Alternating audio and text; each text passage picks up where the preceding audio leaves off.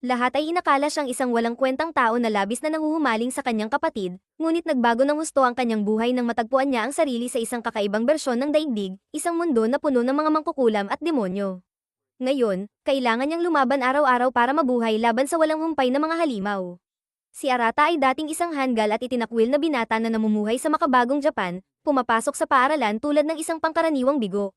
Ginugugol niya ang kanyang mga araw sa walang pag-asang panliligaw sa kanyang pinsan na si Hajiri, na labis na ikinadismaya ng mga tao sa kanyang paligid. Isang umaga, napanaginipan ni Arata ang isang misteryosong figure na mabilis na tumatakbo papalapit sa kanya, isang malahalimuyak na bisyon na mas madilim pa kaysa sa kanyang kapalaran. Tulad ng isang walang pag-asang romantiko, agad siyang nag-abot ng kamay, ngunit nagising siyang mahigpit na nakahawak sa malulusog na hinaharap ng kanyang galit na pinsang may asul na buhok. Sinubukan niyang pakalmayan ito, ngunit sa halip, nakatanggap siya ng isang nararapat na pambugbog sa umaga mula kay Hajiri. Habang nag-aalmusal, hindi pa rin humuhupa ang inis nito, ngunit si Arata, bilang isang tunay na walang pakialam na sigma, ay patuloy na nagbubunyi sa kanyang pagiging southern gentleman. Ipinapaalala niya kay Hajiri ang isang lumang dibuho mula sa kanilang pagkabata kung saan ipininta niya silang magkahawak kamay, lalo pang pinapahiya ang kanyang pinsan. Sa kanilang paglalakad patungo sa paaralan, napansin ni Arata na nilamon ng kadiliman ng araw, subalit nanatiling kalmado si Hajiri, itinuturing itong isang pangkaraniwang araw. Biglang natanong ni Arata ang isang napakagandang dalagang may pulang buhok na nakauniporme ng paaralan. Ngunit bago pa siya makapag-isip, bumulong ito ng isang nakakatakot na babala, magising siya o harapin ang maagang kamatayan. Sa isang iglap, naglaho ito na parang usok. Sa loob ng klase, sa halip na sulitin ng binabayarang matrikula, nalulunod si Arata sa kanyang mga pantasya tungkol sa kanyang mga 2D waifus, hanggang sa muling sumagi sa isip niya ang nakatatakot na babala ng pulang buhok na babae. Kalaunan, natagpuan ni Arata si Hajiri sa rooftop ng paaralan at tinanong ito tungkol sa itim na araw. Hindi natinag, tinawanan lang ni Hajiri ang kanyang pag-aalala, iginiit na ganoon na talaga ito mula pa noon. Kahit may duda pa rin, nag-atubili si Arata, ngunit biglang lumapit si Hajiri at nag-alok ng isang mapangahas na kasunduan, ibibigay niya ang kanyang assets, kapalit ng panghabang buhay na katapatan ni Arata. Napamulagat si Arata, agad na naghinalang maaaring hindi ito ang tunay na Hajiri. Sinimulan niyang tanungin ito ng may matinding pagsusuri.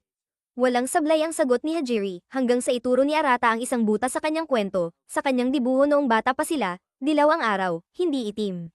Nanigas si Hajiri, pagkatapos ay sumabog sa isang halakhak na mas masama pa kaysa kay Jeff Bezos. Biglang, mula sa kung saan, lumitaw ang pulang buhok na babae mula kanina at pinaputok ang isang bala mula sa isang katawa-tawang laki ng baril. Subalit, walang kahirap-hirap itong hinarang ni Hajiri gamit ang isang barrier.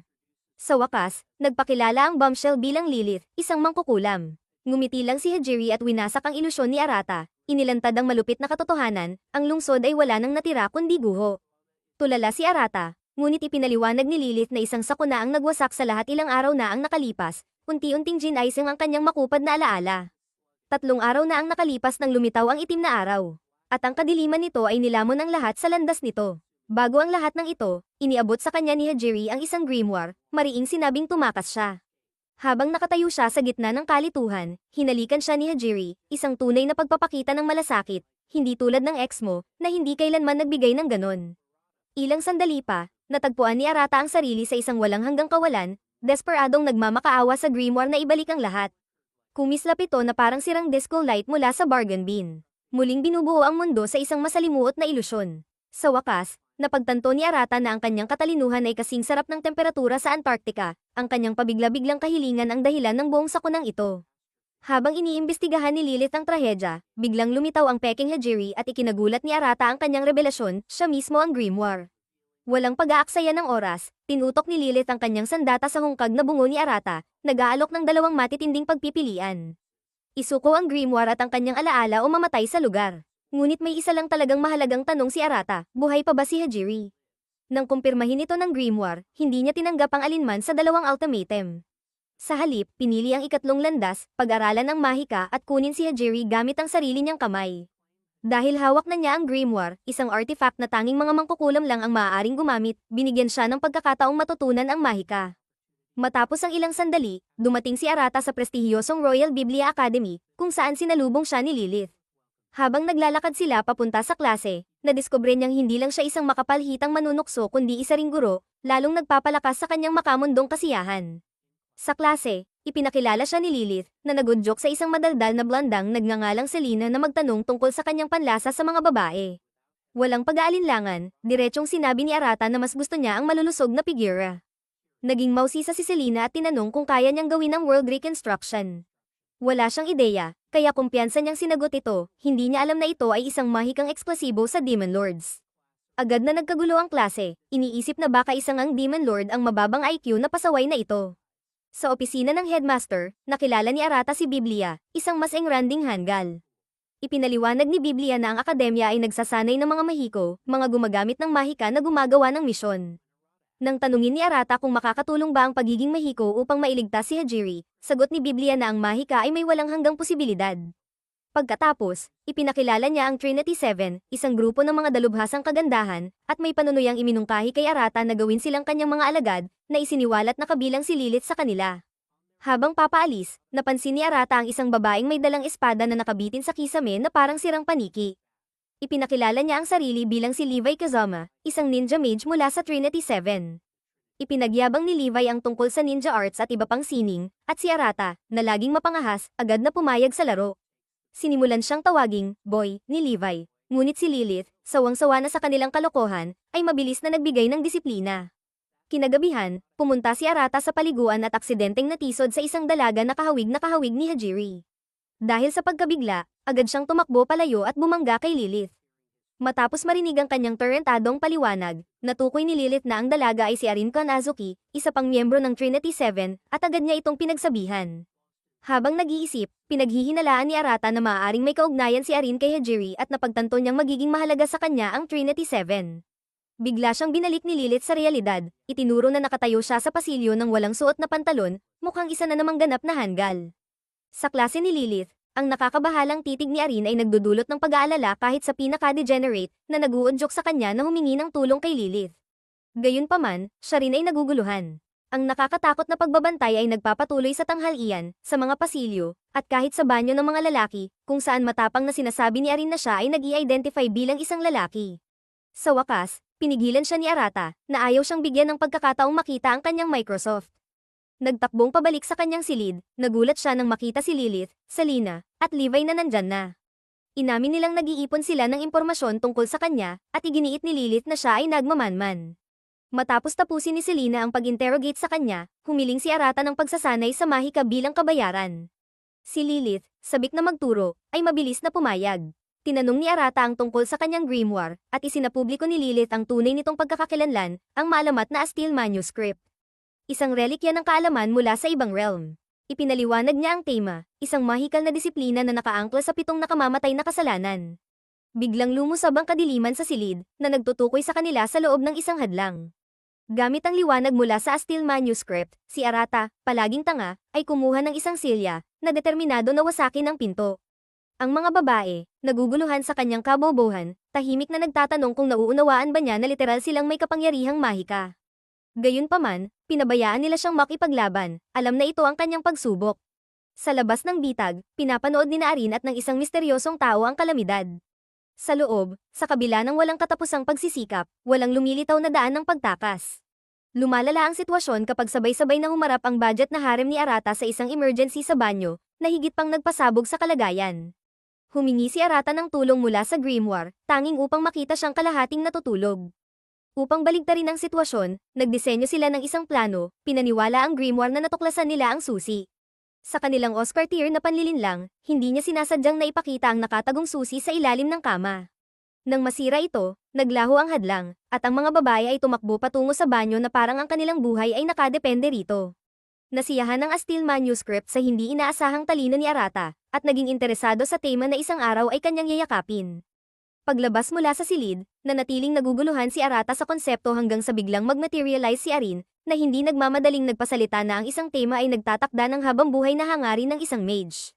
Sa pagdududa sa kanyang kinalaman sa kanilang pagkakahuli, hinarap niya ito, tanging upang si Arin ay magpaka-casual at umamin, na naglalabas ng napakataas na Chad energy. Tinanong ni Arata kung bakit niya nisil ang kanyang kwarto, at walang ka-effort na ipinahayag ni Arin na ito ay isang brilliant na plano ng headmaster upang i-stress test ang Demon Lord candidate. Bago pa sila makapag-usap ng mas malalim, biglang pumutok si Master Biblia sa bintana, parang isang budget Spider-Man, pero dumiretso siya at sumabog ang mukha sa pader, na parang isang tanga. Hindi tinatablan, hindi ito pinansin ni Arata at Arin, na itinuring siya na parang isang background extra sa isang low-budget horror movie, at ipinagpatuloy nila ang kanilang pag-uusap sa ibang lugar. Pagkatapos, sa infirmary, tinanong ni Arata at Lilith si Arin para sa higit pang detalye. Ipinaliwanag ni Arin na ang layunin ng headmaster ay mag-trigger ng breakdown phenomenon sa pamamagitan ng pag-push kay Arata sa kanyang limitasyon. Galit na galit, agad nagplano ng paghihiganti si Arata, ngunit cool na sinabi ni Lilith na siya na ang humawak sa clown, at ipinakulong ito sa loob ng isang naglalagablab na pugon bilang parusa. Na-curious sa konsepto, humarap si Lilith kay Arin at hiningi ang paliwanag tungkol sa breakdown phenomenon. Bilang sagot, inactivate ni Arin ang kanyang high magic mode gamit ang kanyang grimoire, at binuksan ang mga seal ng mahika ni Arata. Ang walang ingat na hakbang na ito ay nagdulot ng pag-stabilize ng kanyang kapangyarihan, na nag-trigger ng breakdown phenomenon. Nagsimula si Arata na mag-mutate, at ang mga demonic wings ay sumabog mula sa kanyang likod habang ang kanyang transformation ay nawawala sa kontrol. Ngunit, nanatiling kalmado si Arin, lubos na nakatutok sa kanyang eksperimento, at hindi alintana ang lumalalang kalagayan. Nanginginig ang akademya habang ang phenomenon ay kumakalat, tinatangay ang mga estudyante sa kanyang chaos. Samantala, nilinaw ni Celine Sherlock na ang breakdown phenomenon ang sanhi ng pagkawasak na ito. Sa labas, pinapanood ni Master Biblia ang kaganapan, parang isang baliw, ngunit dahil sa wala siyang pera, hindi niya kayang pabayaan ang akademya na maging guho. Ang mahika ni Arata ay umaalab at wala ng kontrol, at sa wakas ay sumingit si Lilith upang makialam, ngunit si Arin, na parang isang mayabang na iskolar, ay nagmamagaling at harangin siya, hindi alintana ang sakuna na kanyang pinapalala. Biglang bumalik sina Akio Fudo at Mira Yamana, mga miyembro ng Trinity 7, mula sa kanilang misyon. Madali nilang napaglabanan si Arata at ginamit ang kanilang mahika upang subukang pabagsakin ang breakdown phenomenon. Panaralisa nila sina Arin at Lilith, binuksan ang daan kay Akio upang tapusin si Arata. Nagpaumanhin si Mira sa gagawin niya, at pinadala siya ng isang malupit na sipa, itinulak si Arata palayo gamit ang nakakapanghinang puwersa. Ngunit, sa kanilang pagkabigla, nagpapatuloy ang breakdown phenomenon, at napagtanto nila nang may takot, buhay pa si Arata. Nagising si Arata sa isang kakaibang realm. At hindi nagtagal ay nakita niyang may pintuan. Pagdaan, nakatagpo siya ng isang batang babae na tumutugtog ng violin. Ipinakilala ang sarili bilang si Yuko Ata, at sinabi niyang dinala siya palayo bago siya tuluyang mawalan ng buhay ni Akio. Sama-sama nilang pinanood ang kaguluhan sa tunay na mundo, at inilabas ni Yo ang isang malaking revelation, si Arata mismo ang pinagmumulan ng breakdown phenomenon. Samantala, sa tunay na mundo, pinapanood ni Levi at Selena ng helpless habang unti-unting nagdi-dissolve ang mga estudyante sa kanilang harapan. At hindi nila kayang makialam. Napansin ni Levi na ang mga may mahihinang magical reserves ang unang nawawala. Laking gulat ni Selena sa kalmado ni Levi, at mabilis niyang naisip na ang sinasabing fearless ninja na si Yo ay nawawala na sa loob ng infirmary. Nagpatayo sila ng barrier, na napagtanto nilang tumitindi ang krisis bawat segundo. Nagdesisyon si Arata na babalik siya at tatapusin ang breakdown phenomenon, ngunit hindi kumbinsido si Yu. Dito niya naisip, wala siyang ideya kung paano ito ititigil. Pero, hindi niya hahayaan na mawalan pa ng buhay. Ipinaliwanag ni Yu na maaari niyang kunin ang kontrol sa pamamagitan ng pagbubukas ng kanyang tema, na konektado sa 7 mahikal na aklat ng 7. Bigla namang nagkaroon ng ideya si Arata, nang maalala ang mahika ni Mira. Sa isang romantic na pamamaalam, pinadala siya ni Yu pabalik sa realidad. Pagbalik sa akademya, ang barrier ng mga babae ay halos matamba, hanggang biglang mag-materialize si Arata mula sa wala, parang isang hindi pwedeng i-skip na ad. Habang may smug ng ngiti, tinawanan niya ang Trinity 7 bilang mga pathetic at buong tapang na ipinahayag na siya lang ang makakapigil sa breakdown phenomenon. Si Mira, ang tanging tinig ng katwiran sa circus na ito, ay nagmungkahi na agad siyang burahin, ngunit pinigilan siya ni Akio. Binigyan ni Akio si Arata ng isang pagkakataon, ngunit binalaan siya na kung mabaigo siya, permanenteng mawawala. Walang pag-aalinlangan, pinakawalan ni Arata ang rule power mula sa kanyang grimoire, na tinanggal ang breakdown phenomenon pati na ang lahat ng magic sa paligid. Ayon sa inaasahan, ang walking disaster na ito ay aksidenteng nawala pati na ang mga damit ni Lilith, Arin, at Mira kasama ang magic. Nakatayo ang mga babae, naguguluhan, habang si Mira, nakakaiba ang lakas, ay ibinalik ang kanyang spell ng walang kahirap-hirap. At lumabas ng buo at walang sugat. Sa kasamaang palad para kay Arata, ang kanyang mga damit ay hindi pinalad, na nag-iwan sa grupo ng hindi matitinag na pruweba na hindi lang ang utak ni Arata ang kulang sa laki. Ang akademya ay naging guho, kaya't ang lahat ay ipinadala sa isang beach retreat. Habang nagpapahinga ang mga babae, si Arata ay nakatenga bilang designated chef, at nagmumurmo mula sa reklamo tungkol sa tinatawag niyang parusa. Inaalala ni Lilith na ito ang kanyang gantimpala sa pagtulong kay Arin na sirain ang paaralan. Nang tanungin niya kung bakit ang isang disiplina ay may kasamang marangyang bakasyon, ipinaliwanag ni Lilith na ang headmaster ang nagplano ng buong bagay habang siya ay nagre-reconstruct ng akademya gamit ang mahika. Pinagtawanan ni Arata ang kakayahan ng headmaster, hanggang sa biglaang sabihin ni Selena at Levi nang walang emosyon na ang tamad na matandang lalaki ay isa sa mga top 5 mages sa buong mundo. Samantala, ipinakita ng mga babae ang kanilang mga swimsuit, at ang gutom na tingin ni Arata ay agad na tumutok. Nagbigay siya ng mga papuri, at si Lilith, na laging nakastak, ay halos hindi na makaproseso bago ang biglaang pagdakma ni Sora sa kanyang dibdib at magtatalak tungkol sa malambot na pakiramdam nito. Galit na galit, nilabas ni Lilith ang kanyang oversized na baril at pinaputok ang mga perverts papunta sa ibang dimensyon, habang ang natitirang grupo ay tumakbo palayo para sa kanilang buhay. Noong gabing iyon, narinig ni Selena at Levi ang ilang kaina-hinalang ingay mula sa kwarto ni Lilith. Agad pumasok sa kanilang mga isipan ang mga malalaswang imahe na parang nasa 4K Ultra HD, ngunit bago pa sila makapag-isip ng malayo, biglang sumugod si Lilith mula sa kanyang kwarto at tinakot sila hanggang manahimik. Pagkatapos ng kaguluhan, nagtipon ang Waifu Squad at nagdesisyong panahon na para mag-mix bath. Habang naglalakbay, nagtanong si Arata tungkol sa ikapitong miyembro ng Trinity 7. Ibinunyag ni Selena na ang huling miyembro ay nawala bago pa dumating si Arata sa akademya. Pagdating nila sa banyo, bumagsak ang enthusiasm ni Arata nang makita niyang ang mga babae ay naka-swimsuit. Dahil naramdaman nilang alam nila ang usual na malaswang naiisip ni Arata, agad na umalis si Namira at Akio. Ang mga natirang miyembro ay pinaalalahanan siya na kontrolin ang kanyang mahika. Nag-request si Arata na hiramin ang baril ni Lilith, ngunit tumanggi ito, at ipinaliwanag na gawa ito mula sa kanyang mahika. Nagtaka si Arata kung maaari niyang gamitin ang kapangyarihan ni Lilith, ngunit ipinaliwanag ni Lilith na magkaibang klaseng mahika ang kanilang mga libro at tema. Gayunpaman, ipinagpalagay ng grupo na bilang isang posibleng Demon Lord, maaaring may kakayahan si Arata na gayahin ang mahika ng iba. Matapos ang mga usual na pabirong pag-uusap, pumayag si Lilith nang magmakaawa si Arata na tulungan siyang iligtas si Lysilata. Ipinakita ni Lilith ang kanyang alchemic magic, kaya tinutusan ni Arata ang kanyang grimoire na gayahin ito. Sa kanyang pagtataka, matagumpay na nakagawa ng baril ang grimoire. Ang mga babae ay tumugon ng labis na kagalakan, parang nakasaksi ng isang pambihirang palabas. Malinaw na kay Arata, kaya niyang gayahin ang mahika ng ibang mga mage, kaya't lahat ay humanga. Habang ang akademya ay near reconstruct, naglakad sina Arata at Lilith patungo sa klase, at ipinahayag ni Arata na siya ang ultimate protagonist, parang bituin sa isang harem manga. Inis na sinabi ni Lilith na dapat niyang pag-aralan ng mas mabuti ang konsepto. Pagpasok nila, nagulat sila nang makita ang bawat estudyante na mahimbing na natutulog. Sinubukan gisingin ni Arata si Selena ngunit nabigo, biro niyang ang klase ay nagbo-boycott. Dumating si Levi, at pinaghihinalaan na may mas malalim na dahilan. Sa opisina ng headmaster, ibinunyag ni Headmaster Biblia na ang breakdown phenomenon ang may kagagawan. Ang mahika ni Yu ay gumaganap na parang isang depektibong propesyonal na nakatago sa disguise. Nang magkasama sina Arata at ang headmaster, pinag-usapan nila ang posibilidad ng paglaruan ang mga natutulog na babae, ngunit mabilis na pinagsabihan ni Lilith ang mga ito. Samantala, sina Mira at Akio ay umalis upang tugunan ang issue, habang ang iba ay nakatagpo na ng napakalaking enerhiyang mahika na tumlikang mula sa ilalim ng akademya, na nagmumula mismo kay Yu. Ibinunyag ni Headmaster Biblia na nawala sa kontrol si Yu sa mahika sa dungeon sa ilalim ng akademya. Pagkatapos, sa isang surreal na labyrinth, ang grupo ni Arata at mga babae ay naglalakbay sa isang distorted na teritoryo, na iniiwasan ng mga pagkabali ng lupa dulot ng paggising ni Yu.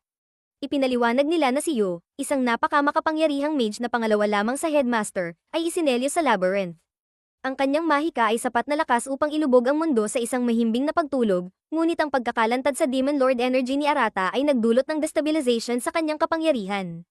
Nagmungkahi si Levi na mag-shift sila sa high mage mode, at nagsimula silang magpatuloy hanggang dumating sina Mira at Akio upang tapusin si Yu. Hindi nagtagal, nakatagpo sila ng mga grotesque, namamaga na mga halimaw. Sinubukan ni Arata na mag-forge ng baril gamit ang kanyang mimicry magic, ngunit talagang nabigo siya ng husto. Naglatag si Arin ng barrier sa tamang oras, habang si Arata, matapos ang walang tigil na pagsubok, ay nakalikha ng isang toy gun. Ngunit ang mga tira niya ay lahat ay miss, kaya't sa inis, binangga niya ang baril sa lupa, at aksidenteng nag-trigger ng isang hindi inaasahang epekto na nagbukas ng mga damit ng mga babae, na nagpapakita ng kanilang mga masterpieces. Habang papalapit ang mga demonyo, tumalon si Levi gaya ng isang Power Ranger at madaling winasak ang mga ito. Nagpatuloy ang kanilang banter, pinag-uusapan si Levi bilang isa sa pinakamalakas na mage sa mundo at ang koneksyon nito kay Yu. Habang naglalakbay sila sa madilim na pasilyo, biglang naramdaman ni Arata at Lilith na may humawak sa kanilang pribadong bahagi.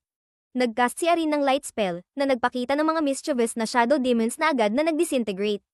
Hiniling ni Arata sa grimoire na gayahin ang spell, ngunit tumanggi ito, na nagsasabing hindi pa natutugunan ang mga kondisyon. Nakipaglaban ang Trinity 7 laban sa hordeng mga anino habang tinuturuan nila si Arata tungkol sa mga grimoire at mekanismo ng spell, ang kanyang mahika ang susi sa pag-save kay Yu. Pagdating nila sa huling level, nagulat sila nang makita si Mira at Akio na pumutok sa mga pader na parang isang walang hanggang demolition crew. Nagmadali silang lumapit kay Yu. Ngunit nagmakaawa si Arata na huwag patayin siya. Hindi tinablen, nagbanta si Mira na siya na lang ang burahin. Nakialam si Levi, nakipaglaban upang magbigay ng oras habang si Arata at ang iba pa ay nagpatuloy. Habang naghahanda si Akio at Levi para sa labanan, si Arata na walang kaalaman ay aksidenteng pumasok sa kanilang crossfire, at tumilapon papunta sa daraanan ni Mira, na nagbigay sa kanya ng isang up-close at VIP na tanawin ng kanyang bunny panties. Napakurap siya, lubos na natulala, habang si Mira naman ay namulan ng husto, ang matalim niyang titig ay tila nangangako ng matinding parusa sa kanyang labis na inis. Nang makarating ang tatlo sa silid ni Yu, agad nilang napansin ang makapal at nakakakilabot na usok na bumabalot sa dragon na nakabantay. Palaging walang pagod sa pambabula, agad na napako ang tingin ni Arata sa nagbagong anyo ni Yu, kaya naman nagbigay si Eri ng isang malamig na komento, marahil nakita ni Arata ang perpektong anyo ni Yu sa loob ng panaginip. Biglang gumalaw ang dragon, at sa isang iglap, bumagsak si Arata, ang kanyang katawan ay biglang tinubuan ng mga pakpak habang sumasabay ang kanyang mahika sa enerhiya ng halimaw, dahilan upang tuluyang matrigger ang kanyang demonic transformation. Sumugod ang dragon, ngunit mabilis na binunot ni Lilith ang kanyang baril at pinaputukan ito, sapat upang pigilan ang pagsalakay nito. Sa gitna ng kaguluhan, hindi inaasahang dumating si Mira at Akio, na nagdulot ng pag-aalala para kay Levi, hanggang sa bigla siyang lumitaw sa likuran ni Lilith. May pilyong ngiti sa labi habang tinutokso ito tungkol sa kanyang figura. Sa isang pilyang ngisi, ipinahayag ni Levi ang pansamantala niyang alyansa sa mga Grimoire Security Girls upang unahin ang pag-neutralize sa Phantasmal Dragon. Habang pinipigilan ng Trinity 7 ang dragon, tinulungan naman ni Levi si Arata upang mapatatag ang kanyang mahika. Ipinaliwanag niya ang kaugnayan niya kay Yu pati na rin ang mga prinsipyo ng FMA na mahalaga para sa kakayahan ni Arata sa panggagaya. Nang matapos ang paliwanag, sumabak si Levi sa labanan, habang si Lilith naman ang pumalit upang turuan si Arata kung paano kontrolin ang kanyang kapangyarihan.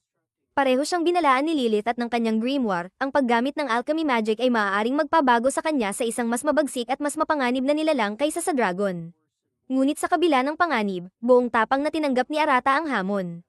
Levi ay may malanding payo kung paano ipatawag ang baril, at bilang pangselyo sa kasunduan, hinalikan niya ang daliri ni Arata ng mapang-asar. Pinupuno ito ng kanyang mana. Dahil may plot armor sa kanyang panig, matagumpay na nakabuo si Arata ng isang boss tier na sandata at winasak ang dragon gamit lamang isang putok. Pagkalipas ng alikabok, nagising si Yu, walang saplot at walang pakialam sa sinuman na tila isang walang buhay na NPC, saka siya tumalon kay Arata at niyakap ito ng mahigpit.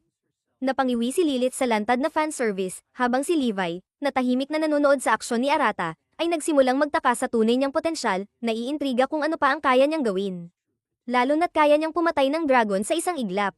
Kinabukasan, nagising si Arata at nadiskubring magkasama niyang katabi sa higaan sina Yu at Ren, dalawang cute na loli, na nakakulong sa kanyang bisig. Habang nalilito pa siya kung dapat bang mataranta o magdiwang, biglang bumungad ang seryosong si Lilith, dala ang kanyang tungkulin. Napako siya sa kinatatayuan, gulat at takot sa nakita, habang si Arata naman, sa kanyang pinakapangit na survival instinct, walang kahirap-hirap na inanyayahan siyang sumali. Ang sagot ni Lilith, isang maalamat na bugbog. Sa klase ng physical education, walang kahihiyang sinisilip ni Arata ang mga babae sa kanilang mga uniforme, lalo na sina Yu at Arin, na halos dikit sa kanya na parang personal nilang tagapagligtas. Kahit si Lilith ay hindi nakaligtas, nang biglang lumabas sa bibig ni Arata ang isang napakawalang muwang na komento tungkol sa kanyang tumatalbog na prutas habang tumatakbo. Bago pa lumala ang kanyang kabastusan, dumating si Mira at Akio. Handang burahin ang walang hiya nilang target. Samantala, si Mira ay casual na nakipag-usap kay Yu, ngunit binalaan siya na nakaalalay pa rin ang Grimoire Security. Sa kabilang banda, sinimulan ni Selena ang gulo, ipinahayag na ang buong Trinity 7 ay nag-aagawan kay Arata. Mabilis itong itinanggi ni Lilith, ngunit bago pa niya maipaliwanag, sumulpot si Levi, hinamon si Akio sa isang matagal nang napagkasunduang laban sa dungeon. Bago pa makakilo si Lilith, agad nang pinakawalan ni Levi at Akio ang kanilang mahika. Ginagawang isang exhibition ang buong gym. Mabilis na sumali si Arin, sabik na ipakita ang kanyang kakayahan sa harap ng kanyang magiging asawa. Ayaw paawat, lumipat si Yu sa Mira mode, handa ng lumaban. Samantala, Tili ng tili si Selena na parang isang K-pop fangirl habang ipinapakita ni Yo ang kanyang symphony magic, nagkakast ng the spell sa lahat at hinahatak sila sa kanyang dream world. Sa isang iglap, nagising si Arata sa loob ng mundo ni Yo, kung saan masigla siyang binati nito na parang matagal ng kaibigan. Bilang isang likas na flirt, agad niyang pinuri ang figure ni Yo. Samantala, sa totoong mundo, nakahandusay ang ibang mga babae, tanging si Mira lamang ang nakatayo, Jane agaya ang mahika ni Yo. Habang papalapit si Yu para halikan siya, si Arata, na tila nasa friend zone mode, ay iminungkahi na kilalanin muna nila ang isa't isa. Napangiwi si Yu sa sagot niya, ngunit napapayag din at nagpalitan na lang sila ng kwento tungkol sa tunay na mundo. Bago sila tuluyang maghiwalay, biglang ninakawan ni Yu ng halik sa pisngi si Arata. Sabay bulong ng kanyang pasasalamat sa pagligtas nito sa kanya. Sa totoong mundo, magkatabing walang malay sina Yu at Arata sa kama, habang ang iba pang mga babae ay nakabantay sa kanila. Napag-usapan nilang nakaharap na ni Arata ang 6 sa Trinity 7, at may isa pang natitira. Si Selena, na likas na positibo, ay naniniwalang makakaya niya ito dahil naligtas naman niya si Yo, hindi ba? Kinagabihan, habang naliligo si Mira, siya ay nalugmok sa malalim na pag-iisip, ngunit biglang nagulat ng umeksena si Akio na parang isang ganap na lowly hunter. Kalaunan, nag-relax sila sa mainit na paliguan, pinag-uusapan ng kamakailang breakdown phenomenon at ang pagiging Demon Lord candidate ni Arata. Sa kabila ng kanilang mga agam-agam, nagkasundo ang Grimoire security duo na alisin ang anumang banta, walang exemptions. Kinabukasan, sa gitna ng matinding bagyo, isang blonde na kagandahan na kahawig ni Selena ang naglakad sa mga pasilyo, winawasak ang mga bintana na parang libangan lang. Pagsapit ng umaga, nagtipon ang mga estudyante sa crime scene. Habang ipinahayag ni Lilith na may nanghimasok sa academy. Agad namang sinisi ng Grimoire security si Arata at Yu, dahil nakita nilang pareho sa kanilang mahika ang bakas ng breakdown phenomenon. Agad itong tinanggihan ni Yu, sinasabing kung siya nga ang may gawa, dapat ay nawalan na ng malay ang lahat. Samantala, napagtanto ni Mira na wala sa kanilang dalawa ang may kasalanan, ngunit kinilala niya ang mahika bilang katulad ng ginamit sa library. Dahil dito, lumapit sina Arata at Yu kay Erin para maghanap ng sagot, ngunit pinutol ni Levi ang usapan. Naglahad ng isang nakakatindig balahibong kwento ng multo, na nagpadama ng kilabot sa lahat. Ikinwento niya ang tungkol sa kambal na magkapatid na minsang nag-aral sa library sa gitna ng isang bagyo. Matapos ang isang mahiwagang pagkakamali, nawala ang nakatatandang kapatid, at ngayon, sinasabing lumilitaw ang kanyang multo tuwing umuulan. Halos tumakbo na si Yu sa takot, ngunit bilang isang likas na walang preno sa recklessness, iginiit ni Arata na dapat nilang imbestigahan ito. Tumungo ang grupo sa library, kung saan inaabangan na sila ni Namira at Lilith. Ipinaglaban ni Arata na sumali, dahil malaki ang posibilidad ng panibagong breakdown phenomenon.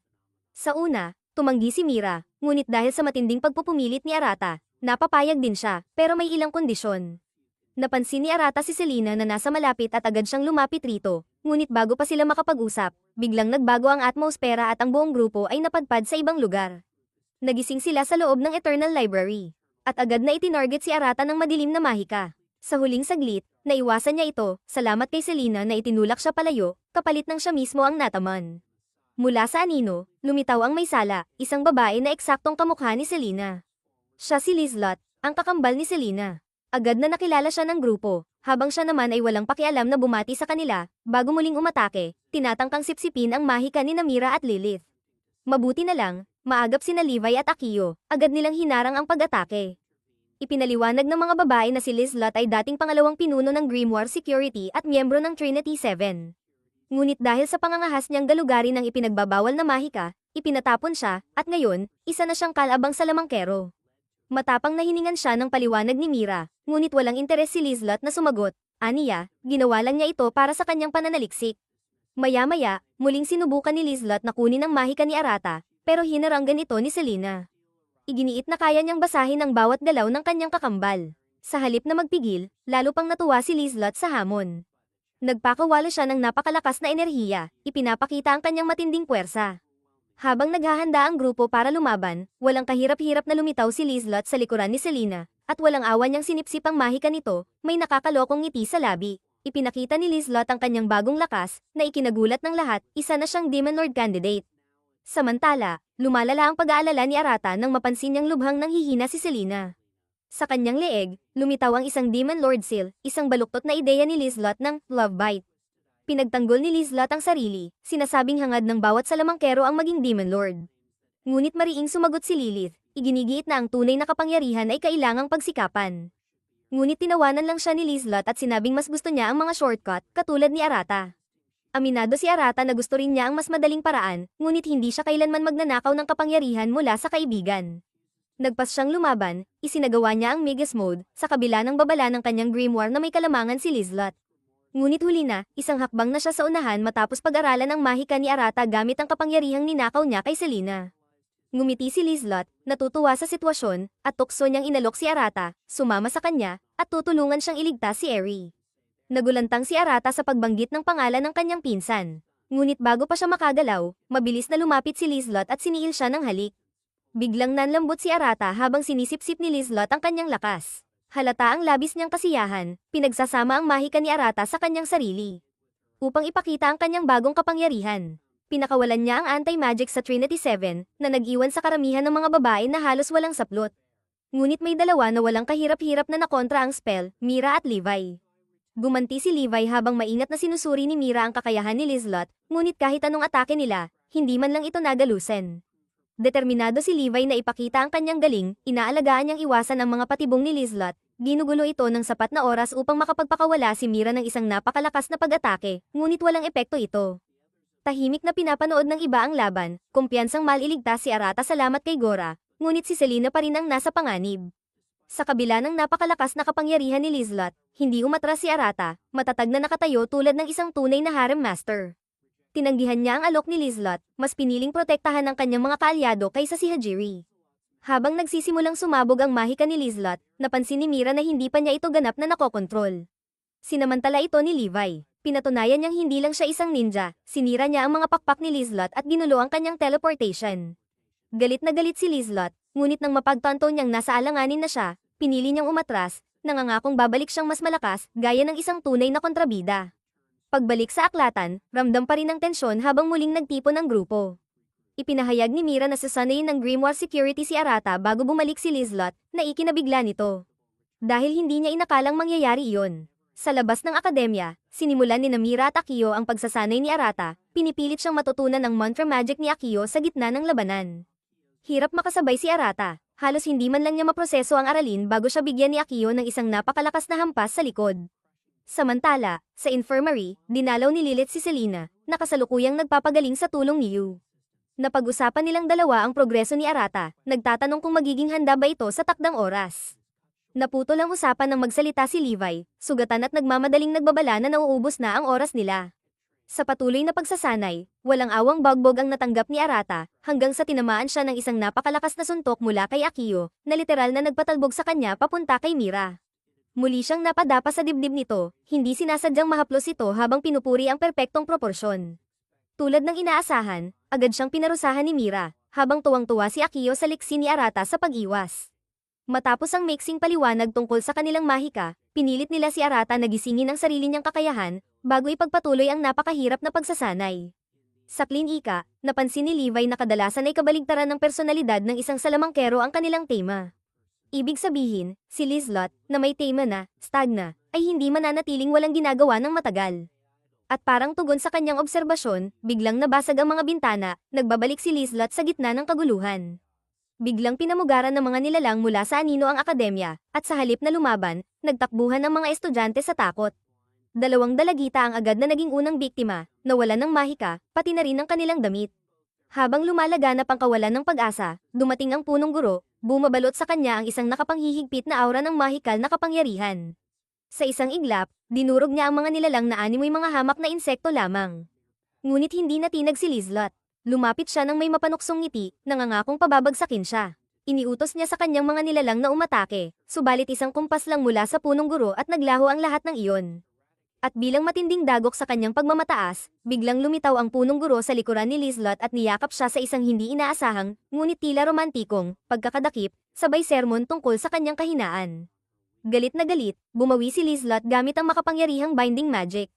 Ngunit napawi ito ng punong guro sa isang simpleng incantation na nag-iwan sa kanya ng gulat.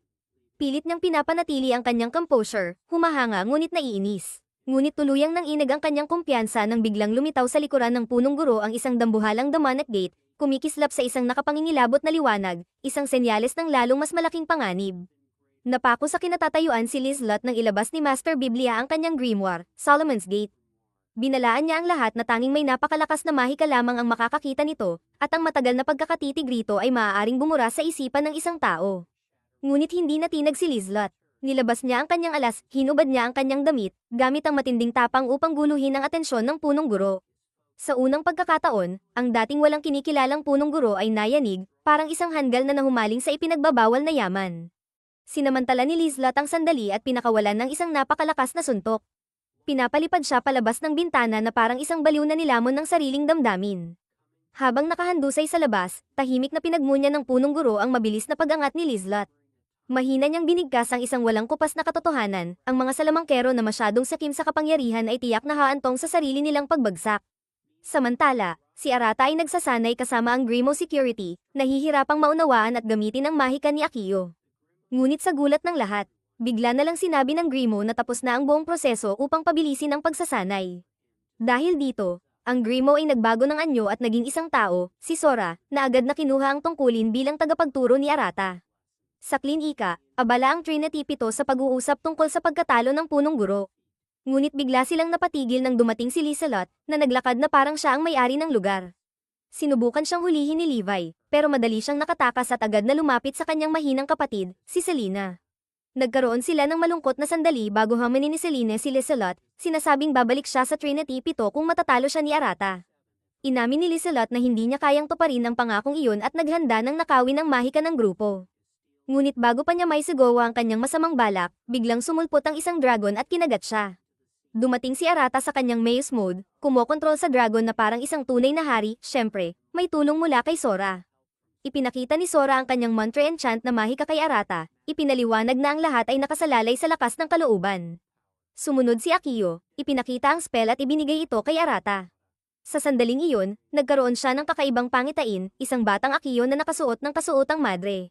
Taimtim na nagdarasal sa gitna ng isang wasak na lugar. Nalilito ngunit determinado, nagulat ang lahat nang biglang ideklara ni Arata na kaya niyang gamitin ang mantra enchant. Ngunit nang subukan niya ito kay Levi, biglang nagkamali at sa halip na mahika, ang kanyang blouse ang nawala, nalantad ang kanyang katawan sa harapan ni Arata. Agad siyang sinermonan ni Lizelot at Lilith, habang ang iba ay pabirong tinukso si Levi, sinasabing siya na lang ang hindi pa di sinasadyang hinubere ni Arata. Mabilis na nabawi ni Lizelot ang kanyang mahika at nakaiwas sa tangkang pagkuha ni Arata ng kanyang demon lore na elemento. Bilang panghuli, nagcast siya ng isang spell na nagpahinto ng oras para sa lahat, maliban sa kanya, kay Arata, at kay Sora. Buong kumpiyansa sa kanyang tagumpay. Matinding hinalikan ni Lizelot si Arata, parang isang mapanuksong mga akit, upang muling nakawin ang kanyang mahika. Ngunit agad siyang nataranta nang mapansin niyang may mantra enchant seal sa dila ni Arata. Binati siya ni Sora sa kanyang matalinong Uno Reverse, sabay tanong kung saan nanggaling ang kanyang matibay na determinasyon. Ipinaliwanag ni Arata na ang inspirasyon niya ay ang pangitaing nakita niya, si Akiyo na taimtim na nagdarasal. Sa isang iglap, lumipat ang seal kay Lizelot, pinapalayang muli mula sa kanyang daman at powers. Matapos nito, niyakap siya ni Arata, para bang gusto niyang kunin ang lahat ng ligaw at mapangahas na saya kasama siya. Hinimok niya itong bumalik sa kanila. Pero malungkot na ipinaliwanag ni Lizelot na hindi siya makakaalis sa static world dahil sa huli niyang spell. Bagamat hindi niya pinagsisisihan ang kanyang naging desisyon, tumanggi si Arata na tanggapin ito at nangakong palalayain siya. Bigla siyang bumalik sa tunay na mundo, at ang una niyang ginawa. Hindi sinasadyang mahawakan ang katawan ni Lilith na parang karaniwang araw lang ito para sa kanya. Namula si Lilith, napahiya at nagalit, at walang pag-aalinlangang pinarusahan ang makulit na si Arata. Bagamat nalulungkot ang grupo sa kapalaran ni Lizelot, lumapit si Mira at nagbigay ng matapang na utos, si Selena ang magtuturo kay Arata ng Logos Magic upang may salba ang kanyang kapatid. Dahil sa matinding pananalitang ito, parehong ginanahan sina Selena at Arata, sabay pangakong gagawin ang lahat para itama ang mga bagay. Samantala, tahimik na binabantayan ni Master Biblia ang kanilang progreso, ngunit bigla siyang nakatanggap ng isang nakakabahalang balita mula sa kanyang katulong, isa pang paaralan sa kanluran ang nawasak. Dahil sa isang pangkat ng masasamang salamangkero na tinatawag na Askarot. Sa ibang lugar, isang misteryosong figure na kamukha ni Ho ang naglalakad sa nawasak na bayan. Samantala, sa aklatan, tinanong ni Arata si Selena tungkol sa isang formula habang tahimik siyang pinapanood ni Lilith sa di kalayuan. Pagkalipas ng ilang sandali, hinabol ni Arata si Levi sa isang silid-aralan upang humingi ng payo kung paano ituon ang kanyang isipan. Habang nagaganap ito, patuloy namang nagmamatsyag si Lilith mula sa pasilyo. Parang isang palihim na especially iya. Sa ibang bahagi ng paaralan, ipinaliwanag ni Erin ang isa sa kanyang mahahalagang mahika, at hindi nagtagal, Nakipag-usap naman si Arata kay Yua tungkol sa plano niya para sa magic recovery, habang si Lilith ay patuloy na nakikinig mula sa labas, na parang isang especially iyan na hindi natanggap sa misyon. Matapos ang lahat, hinarap na ni Lilith si Arata, tinanong kung bakit ito umaasta ng sobrang mayabang, at sinabing parang napalitan siya ng isang doppelganger. Napailing si Arata, naiinis at naaaliw sa mga sinasabi niya. Ipinaalala niya kay Lilith na anuman ang mangyari, mamamaster niya ang Logos AR magic ni Lizelot para mailigtas ito, gaano man kahirap ang daan. Biglang sumali sa usapan si Sora, na nagsabing 2 sa 3 kinakailangang hakbang ay natapos na ni Arata. Sa kabilang banda, nagpahayag naman ng pag-aalala si El, na nagbabala na baka tuluyang mawala sa sarili si Arata at mauwi sa pagiging isang walang silbing shadow. Tinawag pa niya itong isang hanggal. Ngunit hindi natinag si Arata, nangakong lalakas pa siya upang maiwasan ang pagdurusa ng iba, lalo na't papalapit na siya sa paghahanap kay Hajiri. Ngunit bago pa nila maituloy ang pag-uusap, bigla silang ipinatawag sa opisina ng punong guro. Habang papunta sa opisina, muling tumama ang malas ng manyak ni Arata, nabunggo niya si Mira at napadapan ng kaiya-hiya malapit sa kanyang pink na panty. Walang hiya siyang nagtanong tungkol sa kanyang piniling kasuotan, dahilan para mamula ito sa inis at paluin siya ng walang awa. Pagdating sa opisina, isang nakakagulat na balita ang ipinahayag ni Master Biblia, itinalaga si Arata bilang Assistant Chief ng Grimoire Security, at si Lilith ang magiging tagapagbantay niya. Nagprotesta si Mira, tinawag itong isang padalos-dalos na desisyon, ngunit matatag ang pasya ng punong guro. Ibinunyag niya ang isang malagim na balita, ang Royal Liber Magic Academy, isa sa 3 pinakamalalakas na akademya, ay naubos ng mga madilim na mangkukulam noong nakaraang gabi. Dahil sa bigat ng sitwasyon, inatasan silang imbestigahan ng insidente, dahilan kung bakit itinilaga si Arata. Ang mga dalaga ay may tungkuling ihanda siya para sa misyon, kaya't habang nakangisi si Arata, nakikipaglaban naman ng iba sa kanilang hindi makapaniwalang pagtanggap sa desisyon. Pagbalik sa silid ni Arata, agad siyang tinukso ni Sora, ipinagmamalaki na siya ang magiging personal tutor niya at nangangakong bibigyan siya ng isang espesyal na leksyon.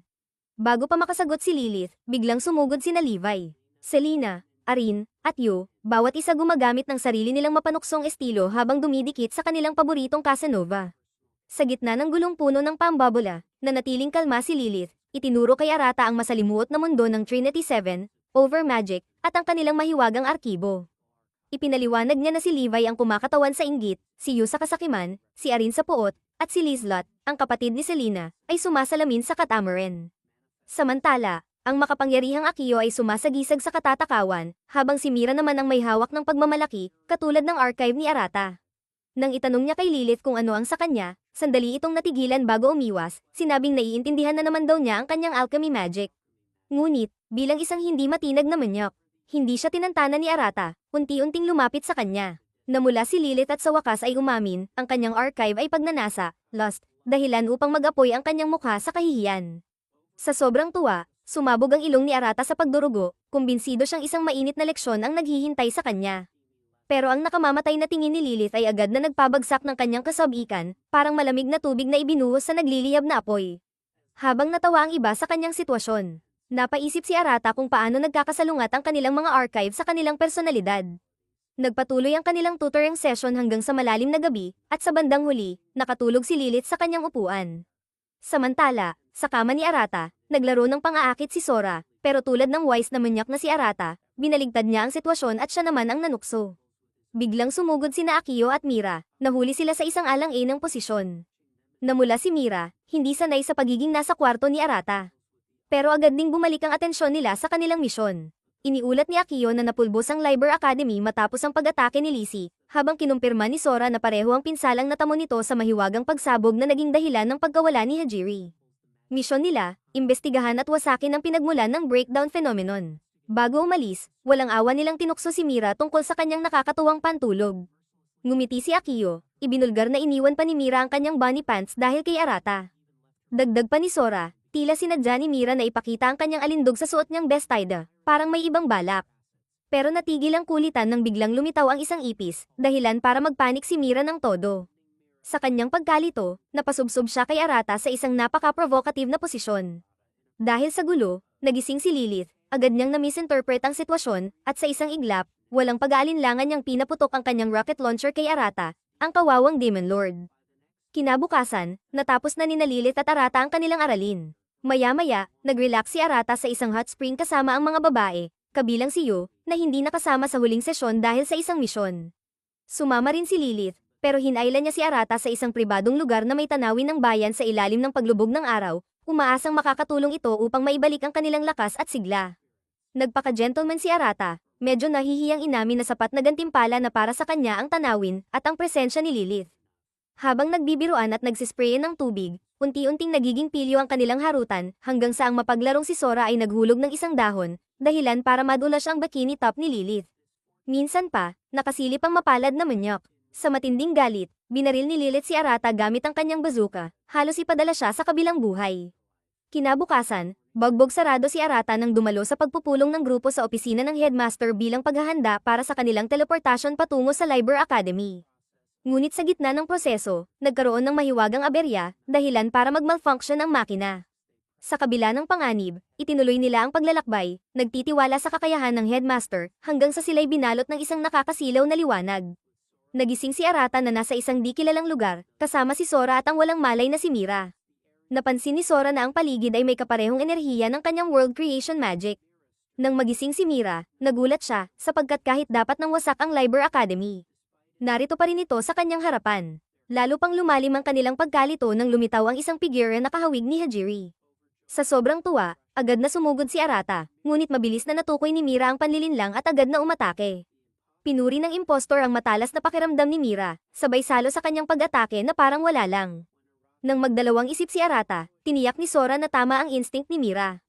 Pinagsanib ng dalawa ang kanilang puwersa upang labanan ito. Ngunit agad na tumakas ang doppelganger, iniwan silang may mga tanong at mas pinalakas ang determinasyon ni Arata na hanapin ang totoong Hajiri.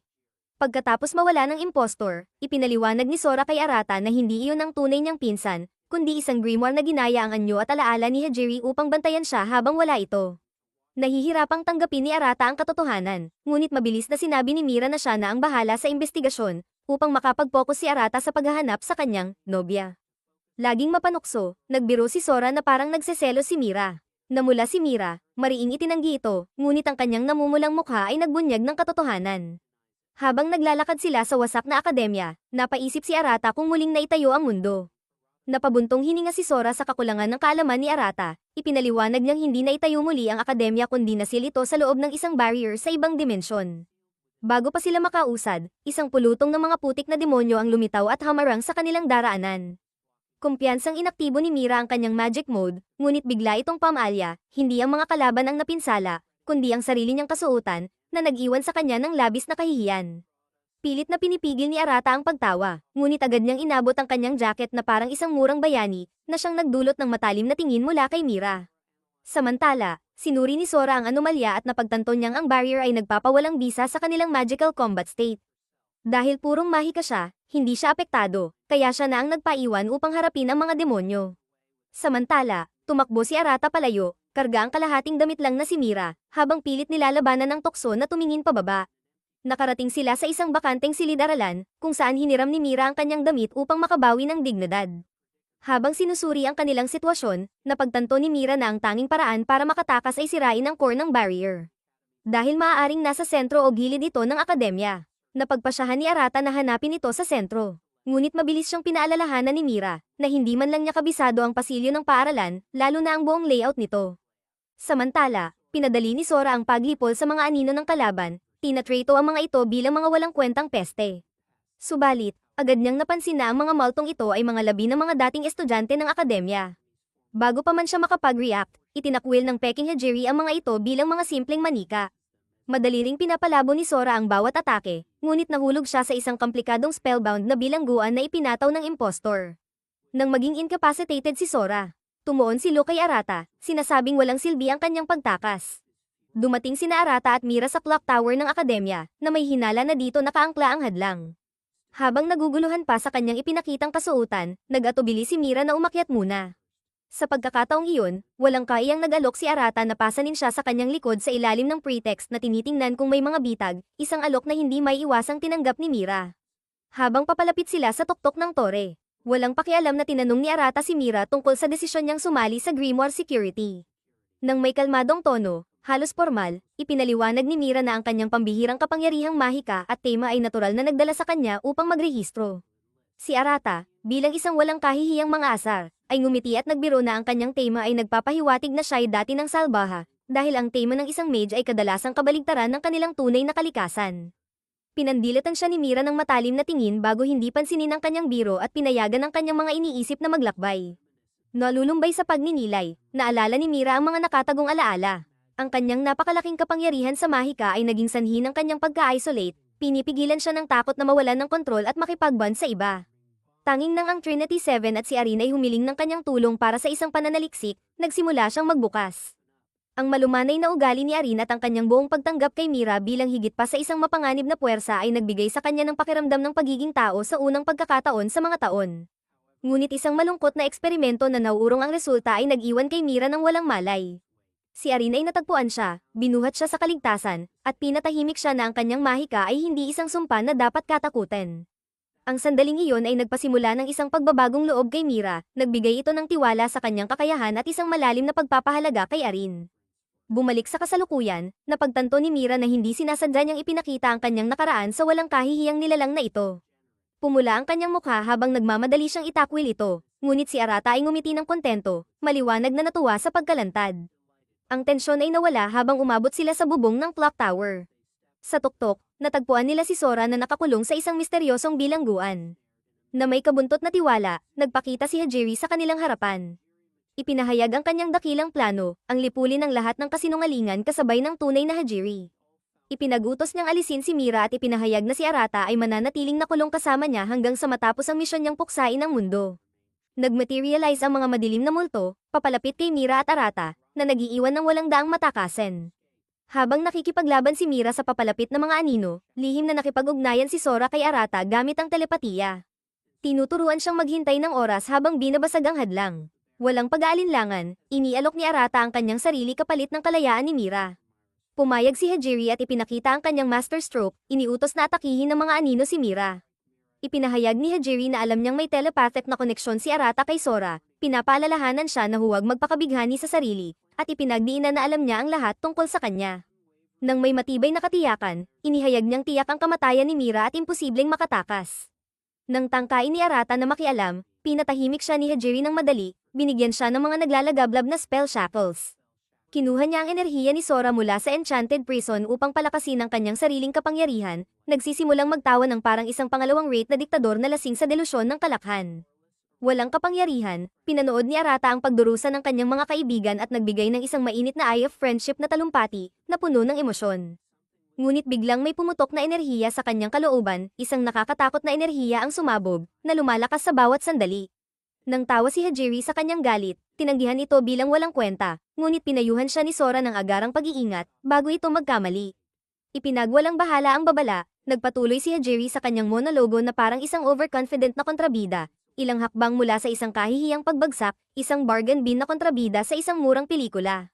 Sumabog ang madilim na enerhiya, naglalabas ng isang nakakatakot na lakas na parang 10,000, habang nagising ang anyo ni Arata bilang Demon Lord, si Astral Trinity. Isang nakakakilabot na aura ang bumaha sa hangin, nagdudulot ng shockwave sa buong larangan ng digmaan.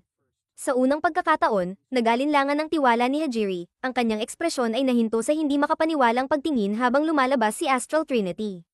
Ang kanyang napakalaking lakas ay sumira sa mahika ng Ilia Fragment. Inilantad ang tunay nitong anyo at pinalaya si Sora, na napaluhod na may buntong hiningang ginhawa.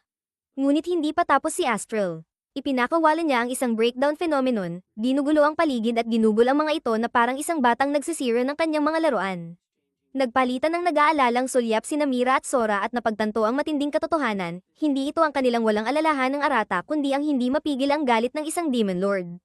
Tumakbo silang magkasama na parang matatag na mga bayani. Sinusubukang pigilan siya, ngunit ang napakalakas na mahika ni Astral ay pinaalis sila na parang mga laruan. Ngunit nanatili ang kanyang focus kay Mira. Nararamdaman ang napakalaking potensyal na mahika ni Mira, kaya't hinihingi niya ang kanyang katapatan, na parang siya ay isang mahalagang relikya.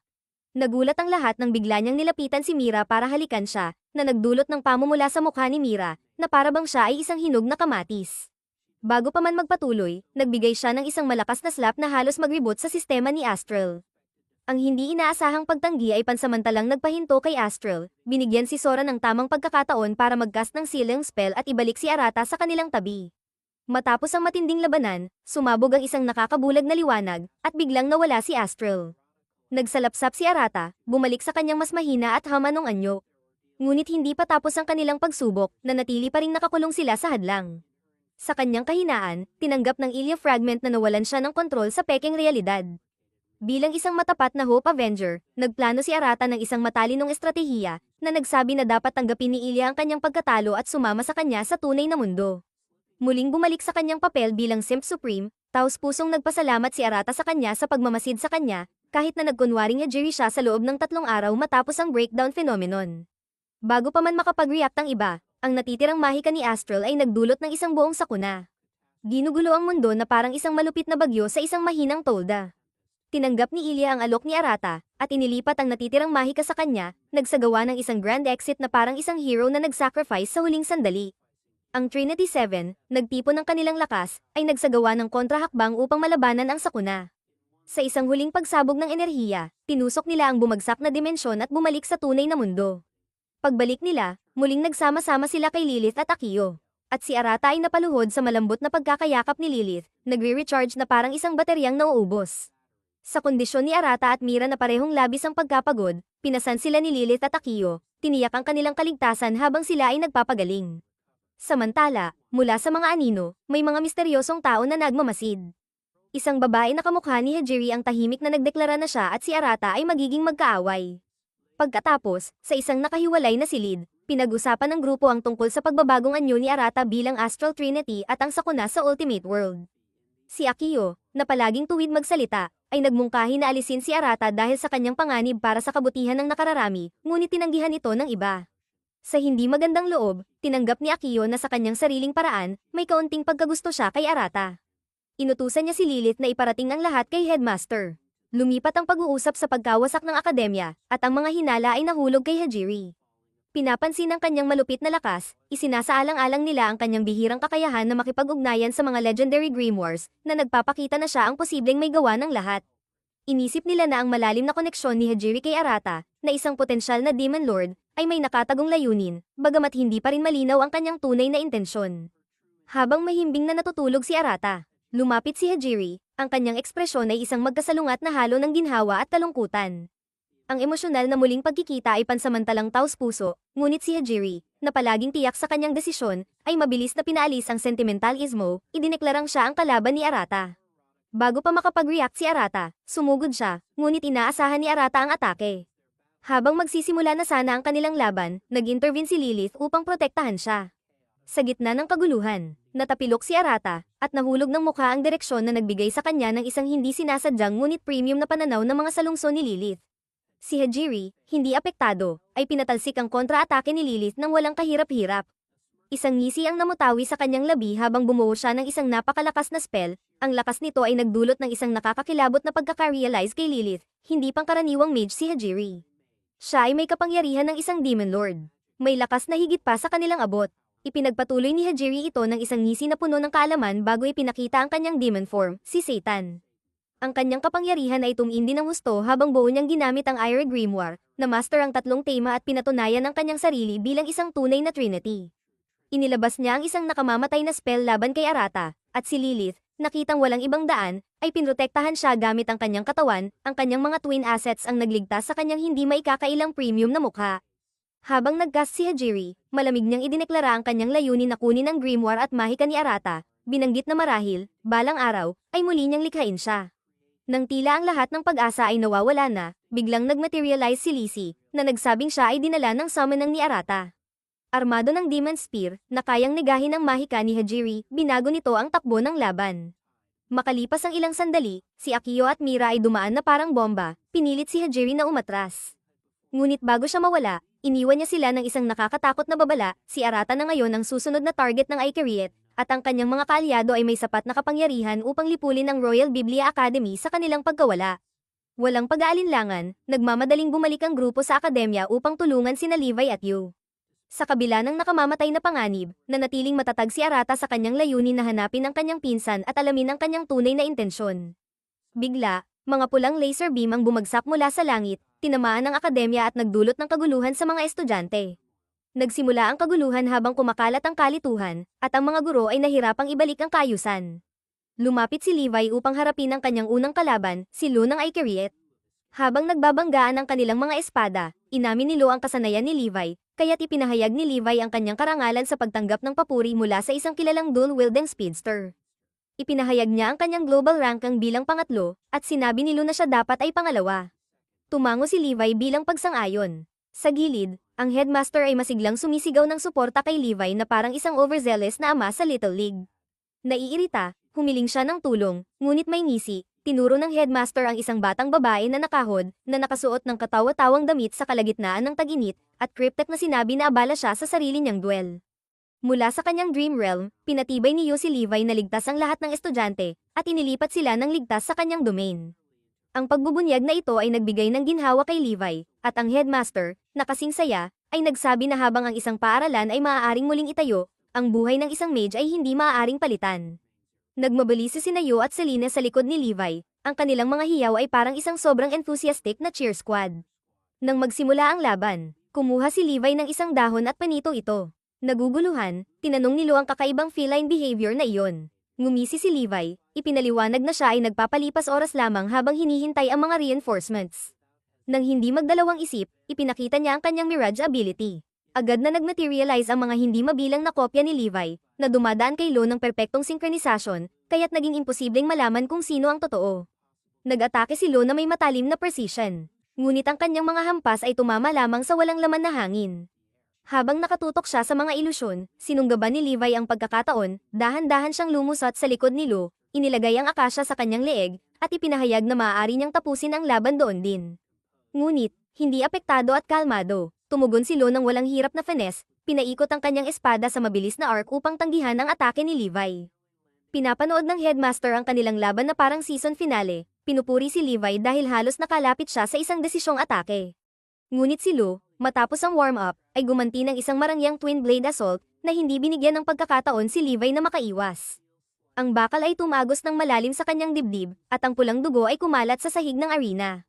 Sa kanyang dream realm, ang composure ni Yu ay nagkaroon ng crack habang ang sakit na nararamdaman niya kay Levi ay sumanib sa kanyang puso.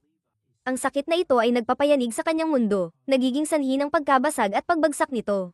Samantala, hindi sumusuko si Levi. Sa pamamagitan ng matinding lakas ng loob, itinulak niya ang kanyang sarili upang tumayo.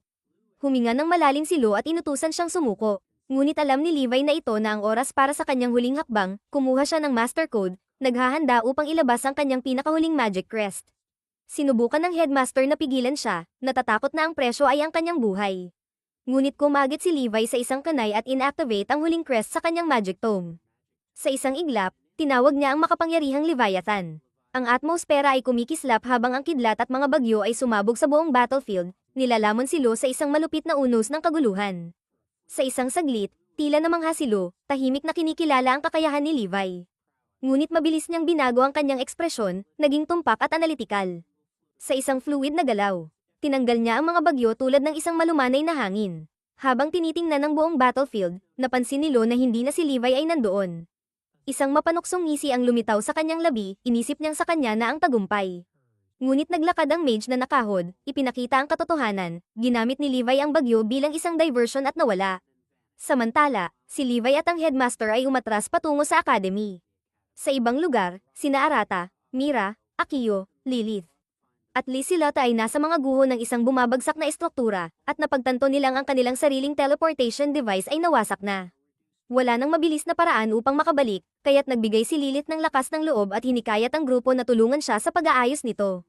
Nang makita nilang wala ng ibang opsyon, sumang-ayon sila, ito na ang huling pagkakataon nila upang pigilan ang Ikariet. Pagbalik sa academy, isang ganap na nakarecover na si Levi ay bumalik upang hamanin si Lumuli.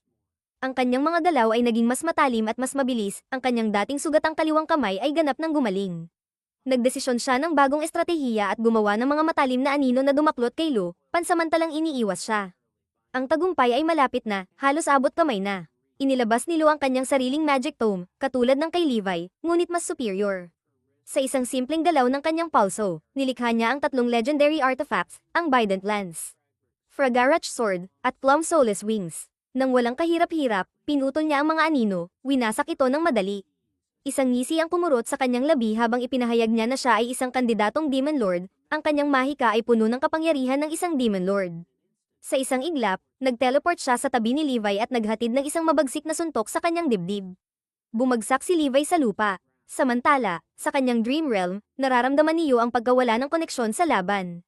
Ang kanyang despair ay lumalalim sa bawat sandali. Habang tila nawawala na ang lahat ng pag-asa, lumabas si Selena mula sa dream realm. Bago makapag-react si Lu, mabilis niyang itinaas ang kanyang kamera at kumuha ng larawan, nag-trigger ng kanyang binding spell. Kumukislap ito tulad ng komplikadong binary code mula sa isang obra maestra ng programmer, at ang spell ay dumaklot kay Lu, pinigilan siya. Ngunit si Lu ay hindi nag-alala. Nang walang kahirap-hirap, binasag niya ang spell at sumugod kay Selena. Nahamarang sa daan ni Levi. Isang malupit na suntok ang nagpadapa kay Selena sa lupa, basag ang sahig sa ilalim niya. Nang maging tiwala si Lu na tapos na ang laban, ini-shift niya ang kanyang focus kay Headmaster, handa na haminin siya. Ngunit nanatiling kalmado ang Headmaster, tahimik na tinanggihan ng alok ni Lu. Sa isang tingin ng kaalaman, sinabi niya na mukhang may ibang papasok upang harapin siya. Habang ngumisi si Lu, lumakad si Selena pasulong, ang kanyang composure at matatag na tingin ay nagpapakita ng isang pangwakas na baliktad. Ipinakita niya ang katotohanan, nagpalitan sila ng consciousness ng kanyang kambal, si Lysilotta, na naipinad sa realm of frozen time sa loob ng mga taon. Ngayon ay malaya na, si Lysilotta ay naglakad patungo kay Lu, handa na makipaglaban bilang isang evil mage ng Trinity 7. Nag-atake si Lu ng may nakakasilaw na bilis, ang kanyang mga galaw ay hindi kayang unawain, ngunit bigla na wala si Lysilotta at nakaiwas sa atake ng walang hirap. Isang konfidenteng ngisi ang namutawi sa kanyang labi habang sinabi niyang hindi compatible ang kanilang mahika. In-channel niya ang kanyang lakas at pinalakas ang binding spell ni Selena, pinatatag ang pagkakabit nito kay Lu. Hindi sumusuko, isinakripisyo ni Lu ang isa sa kanyang mga legendary weapons upang sirain ang binding spell. Pagkatapos, pinakawalan niya ang isang pulang laser blast, nakahalin tulad ng isang rogue homelander, na tumama diretso kay Lysilotta. Ngunit bago ito matama, sinugod ni Levi at iniiwas si Lu gamit ang isang mabilis na galaw. Sa matamis na pagsasama, pinilit nilang pasukin si Lu at gawing defensive. Habang parang tagumpay na ang malapit, ngumisi si Lu at tinukso sila, sinabing kaya nilang talunin siya ng mag-isa, but together, wala silang laban. Bago pa makapag-react si Lysilotta at Levi, isang bagong kalaban ang lumitaw, na nagbigay sa kanila ng shock. Si Hajiri ay nagtatangkang akitin si Lysilotta, nag-aalok ng kapangyarihan at dominyo kapalit ng pagiging tapat. Ngunit, nang walang pag-aalinlangan, tinanggihan ni Lysilotta ang alok, matatag na nakatayo sa tabi ng kanyang mga kaibigan. Ang mahinahong anyo ni Hajiri ay nagbago ng tawagin niyang Tridor si Lysilotta. Ang kanyang tinig ay naging malamig nang ipahayag niyang ang pagtataksil ay may isang parusa lamang, kamatayan. Sa makitid na mata, nilikha niya ang isang napakalaking esfera ng mahika. Ang enerhiya nito ay naglalabas ng pagkawasak, handang sirain ang lahat ng makakasalubong nito. Sa sandaling iyon, isang panibagong black hole ang pumutok mula sa kisame, at sumabog ang koponan ni Arata sa eksena sa kanilang karaniwang magulong paraan.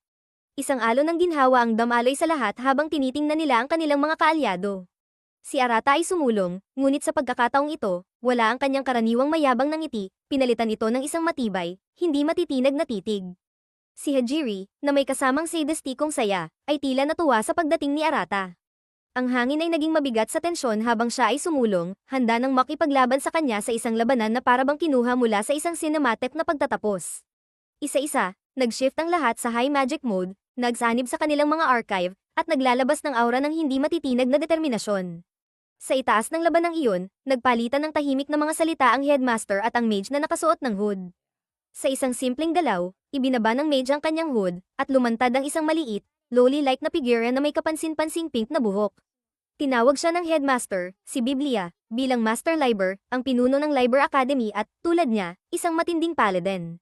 Tumingin siya sa kanya, ang ekspresyon niya ay matalim sa pananabik, at tinanong kung ano ang susunod nilang hakbang, na may bahagyang pahiwatig ng kanyang kahandaan na makipaglaban. Gayunpaman, nanatiling kalmado si Biblia. Sinabi niyang kung maglalaban ng dalawang world-class paladin, ang pagkawasak ay maaaring maging kitakot-takot. Tumawa siya sa ideya, natutuwa sa pagkakaroon ng pagpipigil. Sa halip, nagmungkahi si Biblia ng isang alternatibo, isang pusta kung alin sa mga kandidato ng Demon Lord ang magwawagi. Nang walang pag-aalinlangan, ipinagkatiwala niya ang kanyang pusta kay Arata. Sa larangan ng labanan, ipinakita ni Hajiri ang kanyang tunay na anyo bilang Demon Lord, naglalabas ng nakakatakot na aura habang pinapalaya ang isang nakapipinsalang dark spell na kayang puksain ang lahat ng madaanan nito. Gayunpaman, agad na tumugon si Mira, sumulong upang saluhin ang atake gamit ang kanyang White Universe spell. Isang nagliliwanag na esfera ang materialisado, tinanggap ang buong lakas ng atake, nagpapalabas ng shockwave sa buong larangan ng labanan bago tuluyang maglaho. Nang may matatag na tiwala, ngumisi si Mira at ipinaalam kay Hajiri na na-decipher na niya ang lahat ng tatlo sa mga dimas ni Hajiri, pati na rin ang Demon Lord element ni Arata, dahil ang kanilang mahika ay pareho ang pundasyon. Bago pa makapagsalita si Hajiri upang mag-higanti, mabilis na sumabay si Yu at sumugod. Nang malapit na siyang maglunsad ng atake, si Lu ay hamarang, binablock ang kanyang daraanan. Hindi tinatablan, sinagot ni Yu ng isang malupit na hampas, ang kanyang Mantra Enju Magic ay pinalakas pa ang lakas ng atake. Ang epekto nito ay nagwasak sa sandata ni Lu at inihagis siya sa ere, pinadapa siya sa isang malapit na pader. Ang mga depensa ni Lu ay bumagsak habang ang mga walang tigil na atake ay pinapalakas at pinapalaya ang natitirang legendary weapons niya. Isa-isa, nang mabasag ang huling piraso sa kumikislap na mga piraso, ang katawan ni Lu ay sumuko at bumagsak, labis na pagod. Nang matanggal si Lu mula sa laban, ang lahat ng atensyon ay tumutok kay Hajiri. Agad na sumugod sina Levi at Lysilata, naglunsad ng isang koordinadong pagsalakay.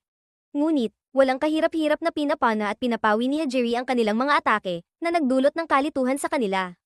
Tumindi ang kanilang pagkalito, ang kanyang mga magic circles, na karaniwang dinisenyo para sa opensa, ay tila nagiging isang hindi matitinag na kalasag. Nang may isang ngisi, walang pakialam na ibinunyag ni Hajiri ang kalikasan ng kanyang spell, Baldur's Blessing, isang pagsasanib ng opensa at depensa. Laking gulat ni Arin at agad na tanong ni Lysilata kung ano ito. Ipinahayag ni Arin na isang legendary na kakayahan ito na ipinagkaloob ng Diyos na si Baldur, isang kapangyarihang halos hindi matitinag. Sinabi pa niya na ang tanging kanyang enchanted spear lamang ang kayang tumagos sa depensibong bahagi nito.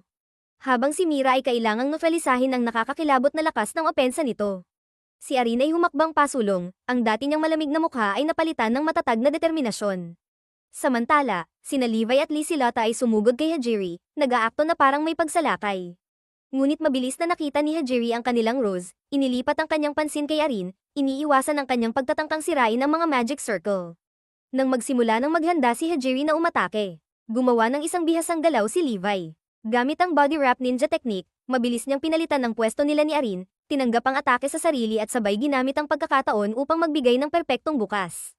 Bago pa man makarehistro si Hajiri sa panlilinlang, agad na tinulungan ni Arin ang distraction, itinusok ang kanyang demonic spear sa bulag na bahagi ni Hajiri. Sandali, nagkaroon ng mga bitak sa tila hindi matitinag na magic circle ni Hajiri. Napansin ng sandali, sina Lilith at Arata ay nagsanib ng kanilang mga kapangyarihan. Si Lilith ay nagpasimula ng isang napakalaking, mahikang infused na baril, habang si Arata naman ay nag-channel ng kanyang enerhiya upang palakasin ang atake. Magkasama nilang nilikha ang isang dambuhalang esfera ng pinagsamang puwersa ng mahika, na kumikislap ng isang lakas na nagpatibay sa buong larangan ng labanan. Sa isang pinagsamang atake, pinakawalan nila ang nakapipinsalang pagsabog, nilamon si Hajiri sa isang umiikot na vortex ng raw na pagkawasak. Habang ang alikabok ay nanatili at ang mga debris ay naglalaho, si Hajiri ay nakahiga na walang kagalaw-galaw, at ang kanyang demonic aura ay naglaho. Mabilis na tumakbo si Arata, marahang itinataas siya at tinawag ang kanyang pangalan. Dahan-dahan, bumangon ang mga mata ni Hajiri. May bahagyang ngiti sa labi, tinanggap niya ang kanyang pagkatalo, inamin niyang hindi niya naisip ang kanyang lakas.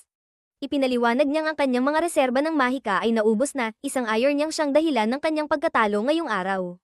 Bilang isang tanda ng kanyang tagumpay, inalok siya ni Hajiri ng katotohanan, ang katotohanan tungkol sa mismong mundo.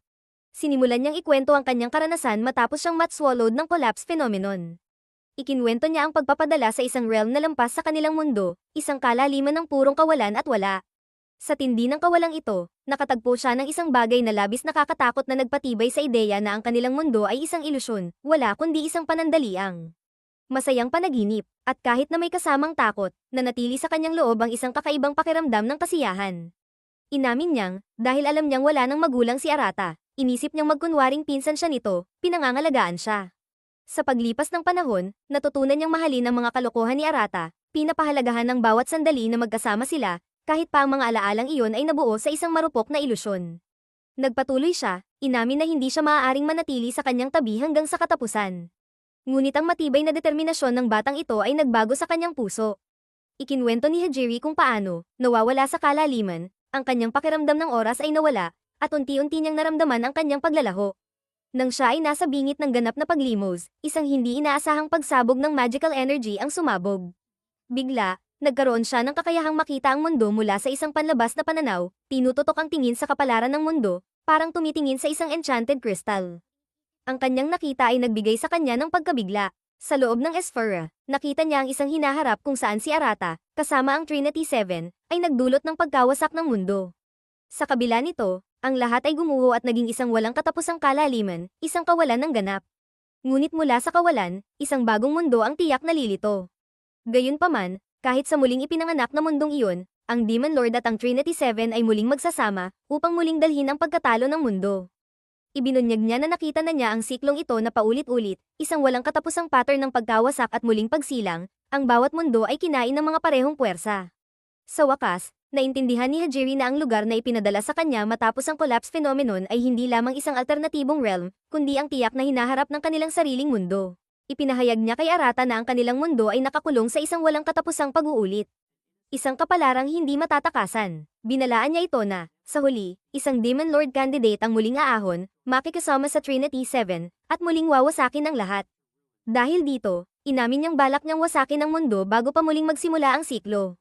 Ang kanyang tunay na layunin, kasama ang Ikariet, ay buwagin ang sira ng mundong ito at likhain ang isang bago, isang mundong kung saan si Arata ay maaaring mabuhay ng malaya, hindi nagapos ng kanyang kapalaran. Si Arata, na puno ng hindi natitinag na kumpiyansa, ay marahang pinapakalma si Hajiri. Ipinaalala niya na ang kanyang tema ay control, na nagbibigay sa kanya ng kakayahang maghari kahit sa isang Demon Lord. Sa isang matapang na pagpapahayag ng kanyang paninindigan laban sa kapalaran, buong tapang niyang idineklara na kung ang mundo ay mayroon ng itinakdang landas, kung ganoon, siya mismo ang kukontrol sa mundo. Dahan-daang ngumiti si Hajiri, nahahangon ng inspirasyon mula sa kanyang matayog na ambisyon. Habang patuloy ang kanilang pag-uusap, isang banayad na asol na liwanag ang nagsimulang bumalat sa kanya. Nanlaki ang mga mata ni Arata sa pag-aalala, ngunit nanatiling kalmado si Hajiri. Ipinahayag niyang nauubos na ang kanyang oras, na matagal nang nawala ang kanyang tunay na katawan, at ang kanyang natitirang anyo ay isa na lamang piraso ng kanyang pagkatao, ligaw sa kailaliman ng espasyo at panahon. Nagsimulang magkristal ang katawan ni Hajiri, dahan-daang nagiging isang makinang na asol na hiyas. Ngunit bago pa maabot ni Arata ang hiyas, isang biglaang puwersa ang pumihil sa kanya, ang pink-haired headmaster ng Liber Academy, gamit ang kanyang mahika upang kunin ang kristal bago ito mahawakan ni Arata. Nagulat si Arata at agad na humingi ng paliwanag, may halong galit ang kanyang tinig. Ngunit nanatili siyang walang pakialam, at may kalmadong tinura na siya ay isang tapat na kasapi ng Ikariet. Ipinahayag niya na si Hajiri ay masyadong mahalaga upang mawala, taglay nito ang kapangyarihang kayang lumaban kahit sa isang Demon Lord. May halatang pag-aalala, mariing tinanong ni Arata kung mabubuhay pa ba si Hajiri. Mapanatag niyang sinagot na hindi siya mamamatay, ngunit nanatiling malamig at kalkulado ang kanyang boses. Sa ngayon, si Hajiri ay hindi na isang simpleng nilalang, siya na ngayon ang kanilang pinakamalakas na sandata, ang susi upang wakasan ang susunod na Demon Lord. Sa halip na magpahayag ng galit, kalmadong tumugon si Arata sa isang hindi inaasahang paraan. Tinitigan niya ang headmaster sa mata at nagbigay ng isang simple ngunit matibay na pakiusap, alagaan si Hajiri. Kasabay nito, may buong kumpiyansa niyang ipinangako na balang araw, babalik siya upang bawiin ito. Napangiti ang pink-haired headmaster, ang kanyang halakhak may halong panunuya. Buo ang kanyang kumpiyansang ipinahayag na si Hajiri ay muling huhubugin bilang ang pinakamakapangyarihang sandata laban sa Demon Lord, isang sandatang kayang talunin maging si Arata mismo. Sa isang mapanuksong ngiti, naglaho siya na parang isang ilusyon, iniiwan sina Arata at ang kanyang mga kasamahan upang harapin ang bigat ng kanyang mga salita. Matapos ang matinding laban, muling nagtipon ang grupo, inaasikaso ang kanilang mga sugat. Ngunit kahit natapos na ang labanan, nananatiling mabigat sa kanilang mga puso ang bakas ng kanilang pinagdaanan. Kinalaunan, nag-iisa si Arata sa hardin, nakatitig sa papalubog na araw habang ang mga alaala ni Hajiri ay bumabalik sa kanyang isipan. Tahimik na lumapit si Lilith, at sa mahinahong tinig, inimbitahan siyang maglakad-lakad. Sandali siyang nag-alinlangan, ngunit kalaunan ay tumango, at magkasabay silang naglakad papunta sa bayan, isang maikling sandali ng katahimikan matapos ang matinding sagupaan. Habang naglalakad sila sa mataong lansangan, napagtanto ni Arata na ito ang unang beses niyang tunay na nakalibot sa bayan simula nang lumipat siya. Napatawa si Lilith at inamin na yun mismo ang dahilan kung bakit niya isinama ito. Nang tanungin niya kung saan gustong pumunta ni Arata, pilyong ibinalik nito ang tanong sa kanya, sabay banggit na siya naman palagi ang nag-aalaga sa kanya, agad na mula ang pisngi ni Lilith. Sa kanyang karaniwang mapanuksong tono, nagpasalamat siya sa dalaga. At napagkasunduan nilang kumain, hindi nila namamalayan na sina Arin, Selena, Yu, at Levi ay palihim silang sinusundan mula sa mga anino, ginagaya ang kilos ng mga undercover spies habang binabantayan ang bawat galaw nila. Pagpasok nila sa isang maliit ngunit kaakit-akit na kainan, laking gulat nila nang matagpuan si Mira na nakasuot ng maid uniform at abala sa pagtatrabaho. Nabigla rin ito at agad na napabulalas, tinatanong kung ano ang ginagawa nila roon. Bago pa siya makasagot sa pang-aasar ni Arata, biglang lumabas si Akio, nakasuot ng chef's uniform, at ibinunyag na si Mira mismo ang may-ari ng kainan. Ipinaliwanag ni Mira na gamit ang kanyang creation magic, kaya niyang lumikha ng mga napakasarap na putahe, ikinahanga naman ito ni Arata. Sa isang malalim na buntong hininga, inalok ni Mira ang dalawa ng upuan at personal na nagsilbi ng isang engranding hapunan, sabay kibit-balikat na hindi na sila kailangang magbayad bilang unang beses nilang pagbisita. Matapos magpakasawa sa masarap na pagkain, ipinagpatuloy ni Arata at Lilith ang kanilang pamamasyal, naglilibot sa iba't ibang tindahan, nagkakape, at nagsasalo sa ice cream. Samantala, ang apat nilang di matahimik na anino ay patuloy pa ring sumusunod, palihim ding bumibili ng kanilang sariling merienda habang walang sawang inoobserbahan ang bawat sandali na parang mga dedikadong tagapanood. Habang unti-unting bumababa ang takip silim, naupo sina Arata at Lilith sa isang tahimik na bangko, habang ang kalangitan ay kumikinang sa gintong at pulang mga kulay. Nagpasalamat si Arata sa magandang pamamasyal, at inamin naman ni Lilith na nagustuhan niya rin ang kanilang oras na magkasama. Sa isang pilyong ngiti, inasar siya ni Arata, tinanong kung kaya ba siya nagiging sobrang mabait dahil iniisip niyang nalulungkot siya sa pagkawala ni Hajiri. Namula si Lilith at aminadong iyon nga ang isa sa mga dahilan, pero idinagdag niya na kahit gaano man kalakas si Arata bilang isang Demon Lord candidate, ang kakayahan niyang ituring kahit ang pinakamalalakas na mage bilang mga ordinaryong kaibigan ang dahilan kung bakit siya, at ang buong Trinity 7, ay sobrang pinahahalagahan siya. Kahit pa halos mabaliw sila sa kanyang walang tigil na pang-asar. Saglit na natigilan si Arata sa kanyang tapat na mga salita ngunit agad niyang naalala ang kanyang tungkulin bilang Supreme Commander ng Sim Squad. Sa isang malademonyong ngiti, dahan-dahan siyang lumapit at bumulong kay Lilith na ipikit ang kanyang mga mata. Agad na namula si Lilith, nauutal na sinabing dapat man lang isaalang-alang ni Arata ang kanyang nararamdaman. Habang nagpupumilit ito, unti-unting pumikit si Lilith. Ang kanyang mga labi bahagyang nakapikit sa kaba ng maaaring mangyari. Ngunit, sa sukdulang pang-asar, marahang isinabit ni Arata ang isang lilang kwintas sa leeg ni Lilith. Sa isang tagumpay ng ngiti, ipinaliwanag niya na binili niya ito kanina pa, isang mahiwagang anti-magic amulet na idinisenyo upang pigilan ang mga madidilim na sumpa, kahit na alam niyang hindi naman ito kailangan ni Lilith dahil napakalakas niya. Idinagdag niya na ayaw lang niyang masaktan ito, isang bihirang sandali ng pagiging seryoso na nag-iwan sa kanilang dalawa na parehong namumula sa ilalim ng papadilim na langit. Habang nagiging mas malambing ang atmosphere, biglang may gumalaw sa mga palumpong sa likuran nila. Mula rito, tumalon ang walang kapagurang Stalker Union, binubuo ni Arin, Salina, Mira, at Yu. Sabay-sabay silang napabuntong hininga sa pagkadismaya, sabay sabing ang eksenang nasaksihan nila ay isang nakakakilabot at hindi na nila kayang tiisin pa ito kahit isang segundo. Sa halip na mainis, napuno ng tawanan ng paligid, at napagpasyahan ng grupo na tapusin ang gabi ng magaan, sa pamamagitan ng isang masayang kainan sa restaurant ni Mira. Makalipas ang ilang oras, sa ilalim ng kumikislap na mga bituin, tahimik na tumingala si Arata sa langit at bumulong ng isang pangako kay Hajiri. Sinisiguro niya sa kanya na natagpuan na niya ang kaligayahan at hindi na niya kailanman hahayaang maranasan ng kanyang mga kaibigan ang matinding paghihirap. Sa buong puso, hiniling niya kay Hajiri na maghintay lang ng kaunti pa, nangangakong darating ang araw na makakasama rin nila siya, nakatawa, na parang hindi siya kailanman nawala. Nag-aapoy ang kanyang determinasyon, mahigpit na tinikom ni Arata ang kanyang kamao, nakatuon ang kanyang paningin sa hinaharap, handa sa anumang pagsubok na paparating. Ang kwento ay nagtatapos sa kanilang grupo na bumabaybay sa masiglang kalye. Ang kanilang tawanan ay sumasabay sa hangin ng gabi, magkakasama, hindi matitinag.